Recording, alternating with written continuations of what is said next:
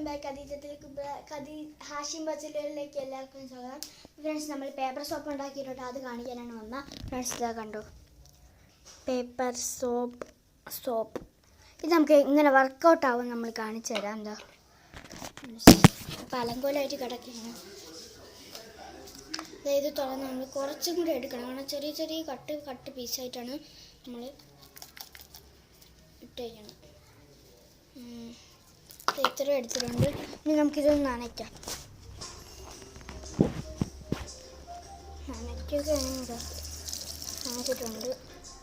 ഇനി അടുത്ത് നമ്മൾ കാണിച്ചു